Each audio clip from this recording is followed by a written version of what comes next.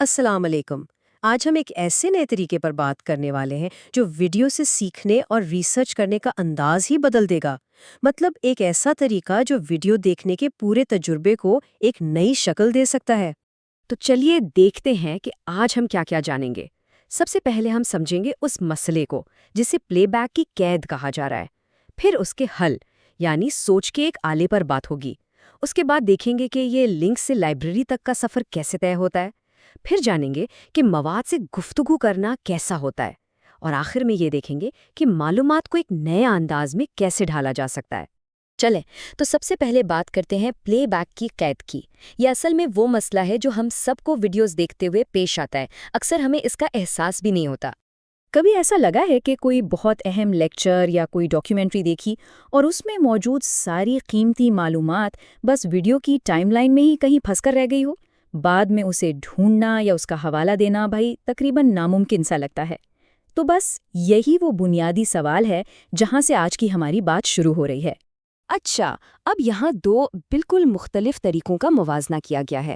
ایک طرف تو ہے ہمارا پرانا روایتی طریقہ، یعنی بس ویڈیو چلا دی اور معلومات سر کے اوپر سے گزر گئیں، اور دوسری طرف ہے یہ نیا فعال طریقہ جہاں سیکھنا انٹریکٹیو ہو جاتا ہے، آپ چیزیں تلاش کر سکتے ہیں اور بالکل ٹو دا پوائنٹ بصیرت حاصل کر سکتے ہیں۔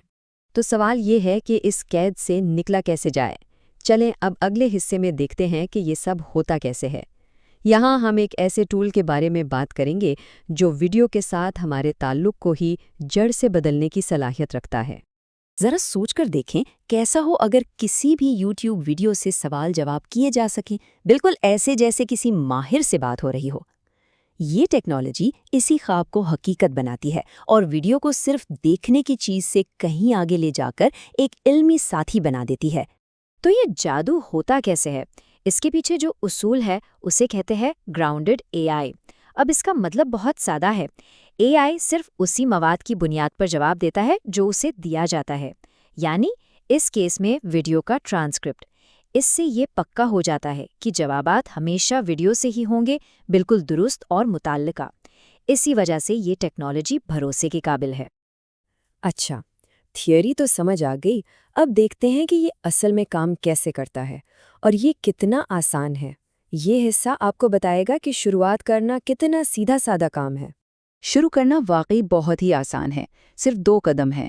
پہلا، جس یوٹیوب ویڈیو کا تجزیہ کرنا ہے اس کا لنک لے لیں، اور دوسرا اور سب سے اہم قدم، اس لنک کو سیدھا بائیں طرف نظر آنے والے سورس پینل میں ایڈ کر دیں۔ بس اتنا ہی کرنا ہے، اس کے بعد ٹول خود ہی سارا کام سنبھال لے گا۔ جیسے ہی لنک ایڈ ہوتا ہے، بیک گراؤنڈ میں ٹیکنالوجی اپنا کام شروع کر دیتی ہے۔ یہ پوری ویڈیو کو لفظ بلفظ ٹرانسکرائب کرتی ہے، یعنی ویڈیو کی ہر بات کو تحریر میں بدل دیتی ہے، اور دیکھتے ہی دیکھتے ایک عام سی ویڈیو فائل ایک انٹریکٹیو ڈاکیومنٹ بن جاتی ہے جس سے آپ باقاعدہ گفتگو کر سکتے ہیں۔ تو اب جب ویڈیو ایک انٹریکٹیو ڈاکیومنٹ بن گئی ہے تو اصل مزہ تو اب شروع ہوتا ہے۔ چلیں اب ان زبردست خصوصیات پر نظر ڈالتے ہیں جو گہرائی میں تجزیہ کرنے کے دروازے کھول دیتی ہیں۔ 3 بڑی صلاحیتیں ہیں جن پر ہم ایک ایک کر کے بات کریں گے۔ پہلا، آپ مواد سے براہ راست چیٹ کر سکتے ہیں۔ دوسرا، آپ بالکل درست حوالہ جات بنا سکتے ہیں۔ اور تیسرا، آپ اس معلومات سے نئی چیزیں یعنی آرٹیفیکٹس بنا سکتے ہیں۔ تو پہلی اور شاید سب سے دلچسپ خصوصیت مواد سے چیٹ کرنا، یعنی آپ ویڈیو سے براہ راست بات کر سکتے ہیں۔ آپ کوئی بھی خاص سوال پوچھ سکتے ہیں، جیسے اس ویڈیو میں کلائمیٹ چینج کے اثرات کے بارے میں کیا بتایا گیا ہے، اور آپ کو فوراً ویڈیو کے اندر سے ہی اس کا جواب مل جائے گا۔ دوسری خصوصیت ان لوگوں کے لیے بہت قیمتی ہے جو ریسرچ یا پڑھائی کرتے ہیں۔ جب بھی کوئی جواب ملتا ہے تو آپ فوراً ایک سائٹیشن یعنی حوالہ بنا سکتے ہیں۔ یہ آپ کو سیدھا ویڈیو میں اس جگہ پر لے جائے گا جہاں وہ بات کہی گئی تھی۔ فیکٹ چیکنگ کے لیے یا نوٹس بنانے کے لیے یہ ایک بہترین چیز ہے۔ ٹھیک ہے، اب ہم آخری حصے کی طرف آتے ہیں۔ یہاں بات صرف معلومات حاصل کرنے کی نہیں، بلکہ اس معلومات کو ایک نئی شکل دینے کی ہوگی۔ اور یہ ہے تیسری خصوصیت، آرٹیفیکٹس بنانا۔ اس کا مطلب ہے کہ آپ تجزیے کو تخلیق میں بدل دیتے ہیں۔ آپ ویڈیو سے ملی اہم معلومات کو استعمال کر کے بالکل نئی اور کام کی چیزیں بنا سکتے ہیں، یعنی معلومات کو صرف سمجھنا نہیں بلکہ اسے استعمال میں لانا۔ مثال کے طور پر سوچیں، 1 گھنٹے لمبے لیکچر سے چند سیکنڈ میں امتحان کی تیاری کے لیے ایک سٹڈی گائیڈ بن جائے۔ یا کسی اہم میٹنگ کے لیے ایک مختصر بریفنگ ڈاکیومنٹ تیار ہو جائے۔ یہاں تک کہ چلتے پھرتے سننے کے لیے ایک آڈیو سمری بھی بن سکتی ہے۔ امکانات کی کوئی حد نہیں۔ اور بات صرف یہی ختم نہیں ہوتی۔ اگر معاملے کو اور گہرائی میں سمجھنا ہو تو ویڈیو کے ساتھ ساتھ دوسری متعلقہ دستاویزات، آرٹیکلز یا مزید لنکس بھی شامل کیے جا سکتے ہیں۔ اس طرح مختلف ذرائع سے لی گئی معلومات کو ایک ساتھ ملا کر ان کا تجزیہ کیا جا سکتا ہے۔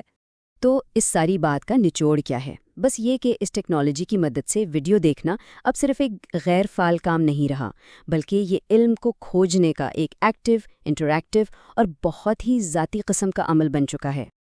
آخر میں بس ایک سوال چھوڑے جا رہا ہوں، ذرا سوچیں، کیسا ہو اگر ہر ویڈیو، ہر لیکچر، ہر ڈاکیومنٹری جس سے ہمارا واسطہ پڑے وہ صرف ایک طرف سے بولی جانے والی کہانی نہ ہو، بلکہ ایک دو طرفہ مکالمہ بن جائے۔ سیکھنے کی دنیا میں اس سے کتنی بڑی تبدیلی آ سکتی ہے۔